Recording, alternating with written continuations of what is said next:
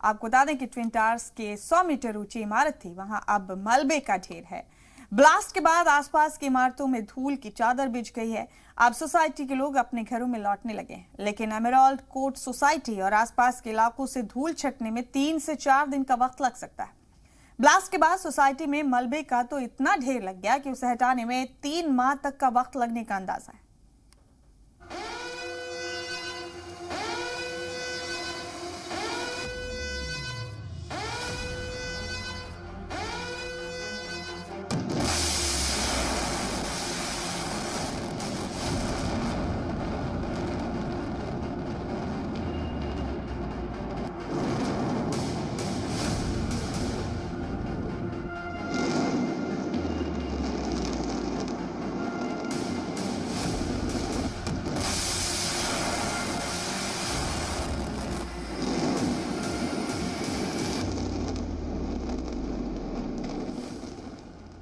तय वक्त पर सायरन बजने के साथ ही धमाका हुआ और कुछ ही सेकंड में सुपरटेक ट्विन टावर्स तारीख बन गया।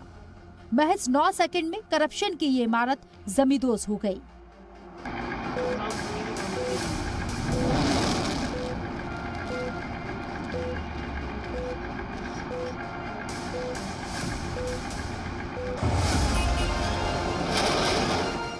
जहां 100 मीटर से भी ज्यादा ऊंचे टावर खड़े थे, वहां करीब 80,000 टन मलबे का ढेर लग गया। जिस इमारत को बनाने में सालों लगे, वो महज कुछ सेकंड में धराशायी हो गई। ब्लास्ट की आवाज दूर तक सुनाई थी और इलाके